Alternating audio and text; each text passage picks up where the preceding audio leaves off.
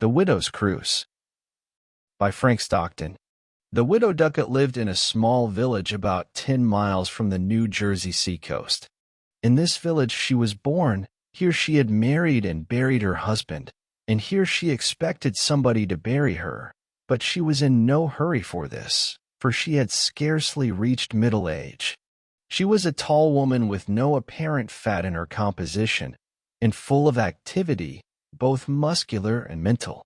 She rose at 6 o'clock in the morning, cooked breakfast, set the table, washed the dishes when the meal was over, milked, churned, swept, washed, ironed, worked in her little garden, attended to the flowers in the front yard. And in the afternoon knitted and quilted and sewed, and after tea she either went to see her neighbors or had them come to see her. When it was really dark she lighted the lamp in her parlor and read for an hour, and if it happened to be one of Miss Mary Wilkins's books that she read she expressed doubts as to the realism of the characters therein described. These doubts she expressed to Dorcas Networthy, who was a small, plump woman with a solemn face, who had lived with the widow for many years and who had become her devoted disciple. Whatever the widow did, that also did Dorcas not so well, for her heart told her she could never expect to do that, but with a yearning anxiety to do everything as well as she could. She rose at 5 minutes past 6, and in a subsidiary way she helped to get the breakfast, to eat it, to wash up the dishes, to work in the garden, to quilt, to sew, to visit and receive. And no one could have tried harder than she did to keep awake when the widow read aloud in the evening. All these things happened every day in the summertime, but in the winter the widow and Dorcas cleared the snow from their little front path instead of attending to the flowers, and in the evening they lighted a fire as well as a lamp in the parlor. The Widow's Cruse, Harriet Pettifor Brim's, 2 women on the veranda, 1903 sometimes. However, something different happened, but this was not often, only a few times in the year. One of the different things occurred when Mrs. Ducat and Dorcas were sitting on their little front porch one summer afternoon, one on the little bench on one side of the door, and the other on the little bench on the other side of the door, each waiting until she should hear the clock strike 5 to prepare tea. But it was not yet 4:45 when a one-horse wagon containing 4 men came slowly down the street. Dorcas first saw the wagon, and she instantly stopped knitting. "Mercy on me," she exclaimed. "Whoever those people are, they are strangers here, and they don't know where to stop, for they first go to one side of the street and then to the other." The widow looked around sharply. "Humph," said she. "Those men are sailormen. You might see that in a twinkling of an eye. Sailormen always drive that way, because that is the way they sail ships. They first tack in one direction and then in another." "Mr. Ducat didn't like the sea," remarked Dorcas, for about the 300th time. "No, he didn't," answered the widow, for about the 250th time, for there had been occasions when she thought Dorcas put this question inopportunely. "He hated it, and he was drowned in it through trusting a sailor man, which I never did nor shall." "Do you really believe those men are coming here?" "Upon my word I do," said Dorcas, and her opinion was correct. The wagon drew up in front of Mrs. Ducat's little white house, and the 2 women sat rigidly, their hands in their laps, staring at the man who drove. This was an elderly personage with whitish hair, and under his chin a thin whitish beard, which waved in the gentle breeze and gave Dorcas the idea that his head was filled with hair which was leaking out from below. "Is this the Widow Ducat's?" inquired this elderly man, in a strong, penetrating voice. "That's my name," said the widow, and laying her knitting on the bench beside her, she went to the gate. Dorcas also laid her knitting on the bench beside her and went to the gate. "I was told," said the elderly man, "at a house we touched at about 1/4 of a mile back, that the Widow Ducat's was the only house in this village where there was any chance of me and my mates getting a meal. We are 4 sailors, and we are making from the bay over to Cuppertown, and that's 8 miles ahead yet, and we are all pretty sharp set for something to eat." "This is the place," said the widow, "and I do give meals if there is enough in the house and everything comes handy." "Does everything come handy today?" said he. "It does," said she, "and you can hitch your horse and come in, but I haven't got anything for him." "Oh, that's all right," said the man. "We brought along stores for him, so we'll just make fast and then come in." The two women hurried into the house in a state of bustling preparation, for the furnishing of this meal meant $1 in cash. The four mariners, all elderly men, descended from the wagon, each one scrambling with alacrity over a different wheel. A box of broken ship biscuit was brought out and put on the ground in front of the horse, who immediately set himself to eating with great satisfaction. Tea was a little late that day, because there were 6 persons to provide for instead of 2, but it was a good meal, and after the 4 seamen had washed their hands and faces at the pump in the backyard and had wiped them on 2 towels furnished by Dorcas, they all came in and sat down. Mrs. Ducat seated herself at the head of the table with the dignity proper to the mistress of the house, and Dorcas seated herself at the other end with the dignity proper to the disciple of the mistress. No service was necessary, for everything that was to be eaten or drunk was on the table. When each of the elderly mariners had had as much bread and butter, quickly baked soda biscuit, dried beef, cold ham, cold tongue, and preserved fruit of every variety known, as his storage capacity would permit, the mariner in command, Captain Bird, pushed back his chair, whereupon the other mariners pushed back their chairs. "Madam," said Captain Bird, "we have all made a good meal, which didn't need to be no better nor more of it, and we're satisfied. But that horse out there has not had time to rest himself enough to go the 8 miles that lies ahead of us. So, if it's all the same to you and this good lady, we'd like to sit on that front porch a while and smoke our pipes." I was looking at that porch when I came in, and I bethought to myself what a rare good place it was to smoke a pipe in. "There's pipes been smoked there," said the widow, rising, "and it can be done again. Inside the house I don't allow tobacco, but on the porch neither of us minds." So the 4 captains betook themselves to the porch, 2 of them seating themselves on the little bench on one side of the door, and 2 of them on the little bench on the other side of the door, and lighted their pipes. "Shall we clear off the table and wash up the dishes?" said Dorcas, "or wait until they are gone?" "We will wait until they are gone," said the widow, "for now that they are here we might as well have a bit of a chat with them." When a sailor-man lights his pipe he is generally willing to talk, but when he is eaten, you can't get a word out of him. Without thinking it necessary to ask permission, for the house belonged to her, the Widow Ducat brought a chair and put it in the hall close to the open front door, and Dorcas brought another chair and seated herself by the side of the widow. "Do all you sailormen belong down there at the bay?" asked Mrs. Ducat. Thus the conversation began, and in a few minutes it had reached a point at which Captain Bird thought it proper to say that a great many strange things happen to seamen sailing on the sea which landspeople never dream of. "Such as anything in particular?" asked the widow, at which remark Dorcas clasped her hands in expectancy.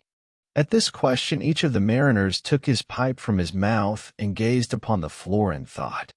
"There's a good many strange things happen to me and my mates at sea. Would you and that other lady like to hear any of them?" asked Captain Bird. "We would like to hear them if they are true," said the widow. "There's nothing happened to me and my mates that isn't true," said Captain Bird, "and here is something that once happened to me. I was on a whaling voyage when a big sperm whale, just as mad as a fiery bull, came at us, head on, and struck the ship at the stern with such tremendous force that his head crashed right through her timbers, and he went nearly half his length into her hull. The hold was mostly filled with empty barrels, for we was just beginning our voyage, and when he had made kindling wood of these there was room enough for him. We all expected that it wouldn't take 5 minutes for the vessel to fill and go to the bottom, and we made ready to take to the boats. But it turned out we didn't need to take to no boats, for as fast as the water rushed into the hold of the ship, that whale drank it and squirted it up through the 2 blowholes in the top of his head, and as there was an open hatchway just over his head, the water all went into the sea again, and that whale kept working day and night pumping the water out. Until we beached the vessel on the island of Trinidad, the whale helping us wonderful on our way over by the powerful working of his tail, which, being outside in the water, acted like a propeller. I don't believe anything stranger than that ever happened to a whaling ship. No, said the widow, I don't believe anything ever did. Captain Bird now looked at Captain Sanderson, and the latter took his pipe out of his mouth and said that in all his sailing around the world he had never known anything queerer than what happened to a big steamship he chanced to be on, which ran into an island in a fog. Everybody on board thought the ship was wrecked, but it had twin screws and was going at such a tremendous speed that it turned the island entirely upside down and sailed over it. And he had heard tell that even now people sailing over the spot could look down into the water and see the roots of the trees and the cellars of the houses. Captain Sanderson now put his pipe back into his mouth, and Captain Burress took out his pipe.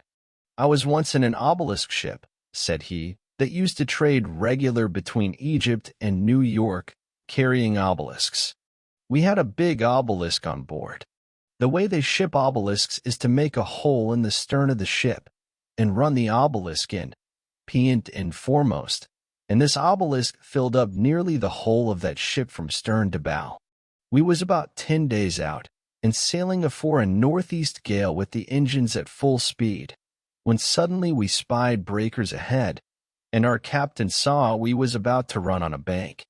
Now if we hadn't had an obelisk on board we might have sailed over that bank, but the captain knew that with an obelisk on board we drew too much water for this, and that we'd be wrecked in about 55 seconds if something wasn't done quick. So he had to do something quick, and this is what he did. He ordered all steam on, and drove slam-bang on that bank. Just as he expected, we stopped so sudden that that big obelisk bounced for'ard, its peant end foremost, and went clean through the bow and shot out into the sea. The minute it did that, the vessel was so lightened that it rose in the water, and we easily steamed over the bank. There was one man knocked overboard by the shock when we struck, but as soon as we missed him we went back after him, and we got him all right. You see, when that obelisk went overboard, its butt end, which was heaviest, went down first, and when it touched the bottom it just stood there. And as it was such a big obelisk, there was about 5.5 feet of it stuck out of the water. The man who was knocked overboard, he just swum for that obelisk, and he climbed up the hieroglyphics. It was a mighty fine obelisk, and the Egyptians had cut their hieroglyphics good and deep, so that the man could get hand and foothold, and when we got to him and took him off, he was sitting high and dry on the peant end of that obelisk. It was a great pity about the obelisk, for it was a good obelisk, but as I never heard the company tried to raise it, I expect it is standing there yet. Captain Burress now put his pipe back into his mouth and looked at Captain Jenkinson, who removed his pipe and said, "The queerest thing that ever happened to me was about a shark. We was off the banks, and the time of year was July, and the ice was coming down, and we got in among a lot of it. Not far away, off our weather bow, there was a little iceberg which had such a queerness about it that the captain and 3 men went in a boat to look at it. The ice was mighty clear ice, and you could see almost through it, and right inside of it, not more than 3 feet above the water line, and about 2 feet, or maybe 20 inches, inside the ice, was a whopping big shark, about 14 feet long, a regular man-eater, frozen in there hard and fast. Bless my soul, said the captain, this is a wonderful curiosity, and I'm going to get him out. Just then one of the men said he saw that shark wink, but the captain wouldn't believe him, for he said that shark was frozen stiff and hard and couldn't wink. You see, the captain had his own ideas about things, and he knew that whales was warm-blooded and would freeze if they was shut up in ice. But he forgot that sharks was not whales, and that they're cold-blooded just like toads. And there is toads that has been shut up in rocks for thousands of years, and they stayed alive, no matter how cold the place was, because they was cold-blooded, and when the rocks was split, out hopped the frog. But As I said before, the captain forgot sharks was cold-blooded, and he determined to get that one out. Now you both know, being housekeepers, that if you take a needle and drive it into a hunk of ice, you can split it. The captain had a sail needle with him, and so he drove it into the iceberg right alongside of the shark and split it. Now the minute he did it, he knew that the man was right when he said he saw the shark wink, for it flopped out of that iceberg quicker nor a flash of lightning. What a happy fish he must have been, ejaculated Dorcas, forgetful of precedent, so great was her emotion. Yes, said Captain Jenkinson, it was a happy fish enough, but it wasn't a happy captain. You see, that shark hadn't had anything to eat, perhaps for 1,000 years, until the captain came along with his sail needle. Surely you sailormen do see strange things, now said the widow, and the strangest thing about them is that they are true. Yes, indeed, said Dorcas, that is the most wonderful thing. You wouldn't suppose, said the widow Ducat, glancing from one bench of mariners to the other, that I have a sea story to tell, but I have, and if you like I will tell it to you. Captain Bird looked up a little surprised. We would like to hear it indeed. We would, madam, said he. I, said Captain Burress, and the two other mariners nodded. It was a good while ago, she said, when I was living on the shore near the head of the bay, that my husband was away, and I was left alone in the house. One morning, my sister-in-law, who lived on the other side of the bay, sent me word by a boy on a horse that she hadn't any oil in the house to fill the lamp that she always put in the window to light her husband home, who was a fisherman. And if I would send her some by the boy, she would pay me back as soon as they bought oil. The boy said he would stop on his way home and take the oil to her, but he never did stop, or perhaps he never went back, and about 5 o'clock I began to get dreadfully worried. For I knew if that lamp wasn't in my sister-in-law's window by dark, she might be a widow before midnight. So I said to myself, I've got to get that oil to her, no matter what happens or how it's done. Of course, I couldn't tell what might happen, but there was only one way it could be done, and that was for me to get into the boat that was tied to the post down by the water and take it to her, for it was too far for me to walk around by the head of the bay. Now, the trouble was, I didn't know no more about a boat and the managing of it than any one of you sailormen knows about clear starching. But there wasn't no use of thinking what I knew and what I didn't know, for I had to take it to her, and there was no way of doing it except in that boat. So I filled a gallon can, for I thought I might as well take enough while I was about it, and I went down to the water, and I unhitched that boat, and I put the oil can into her, and then I got in, and off I started. And when I was about 1/4 of a mile from the shore— Madam, interrupted Captain Bird, did you row, or was there a sail to the boat? The widow looked at the questioner for a moment. No, said she, I didn't row.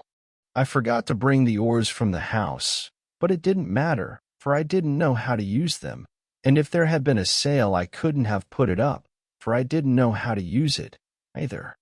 I used the rudder to make the boat go. The rudder was the only thing I knew anything about. I'd held a rudder when I was a little girl, and I knew how to work it. So I just took hold of the handle of the rudder and turned it round and round, and that made the boat go ahead, you know, and— Madam, exclaimed Captain Bird, and the other elderly mariners took their pipes from their mouths. Yes, that is the way I did it, continued the widow briskly.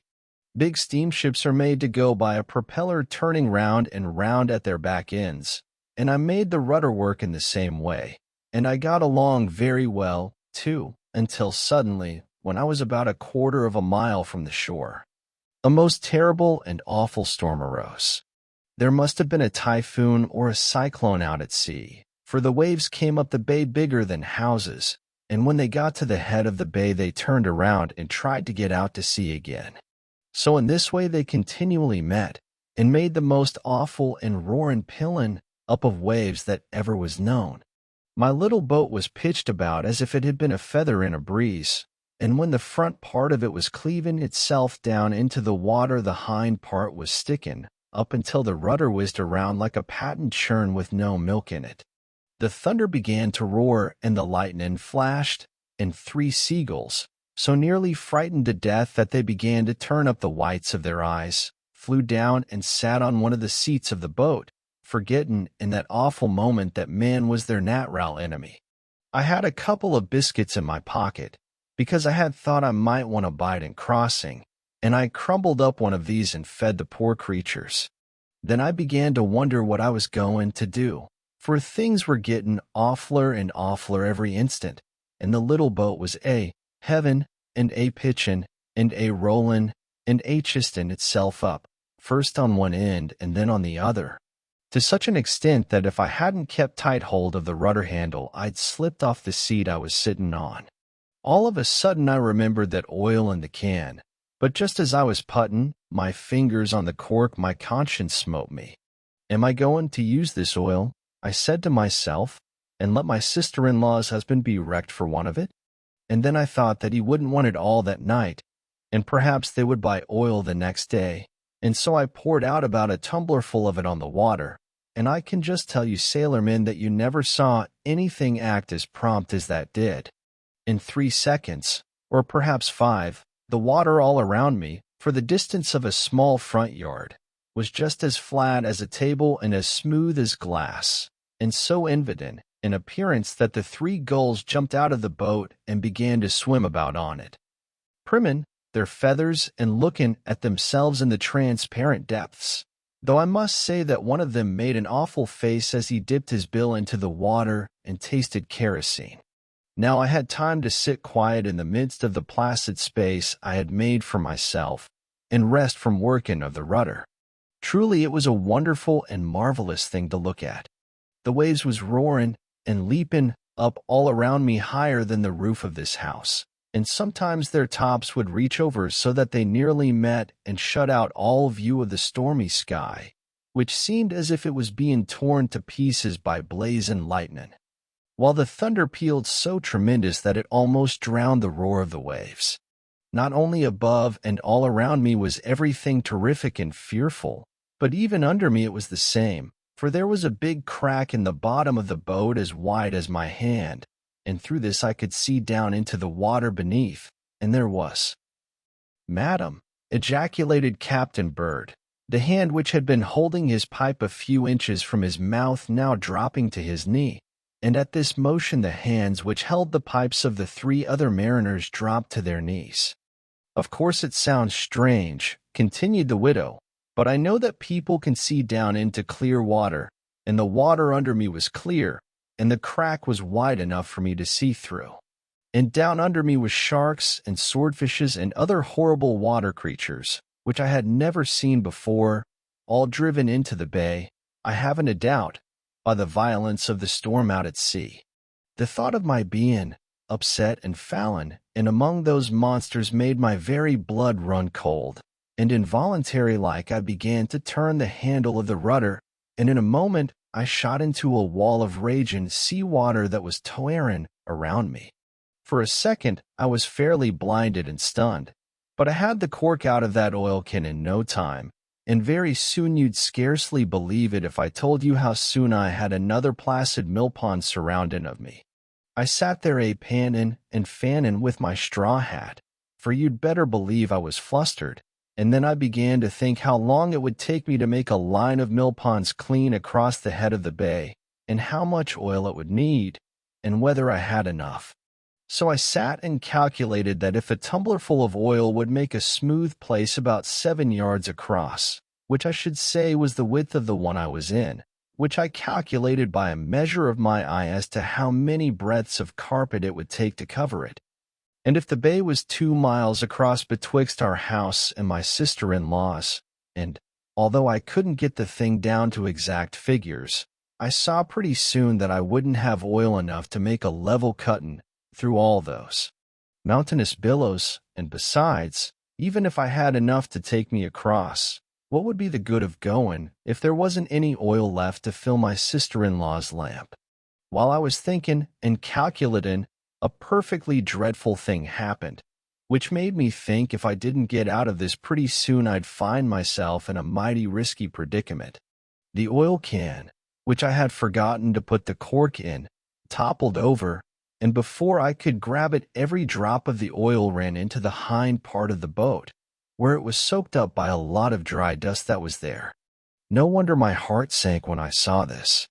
Glancing wildly around me, as people will do when they are scared, I saw the smooth place I was in getting smaller and smaller, for the kerosene was evaporating, as it will do even off woolen clothes if you give it time enough. The first pond I had come out of seemed to be covered up, and the great, towering, throbbing precipice of seawater was a-closing around me. Casting down my eyes in despair, I happened to look through the crack in the bottom of the boat, and oh, what a blessed relief it was! For down there everything was smooth and still, and I could see the sand on the bottom, as level and hard, no doubt, as it was on the beach. Suddenly the thought struck me that that bottom would give me the only chance I had of getting out of the frightful fix I was in.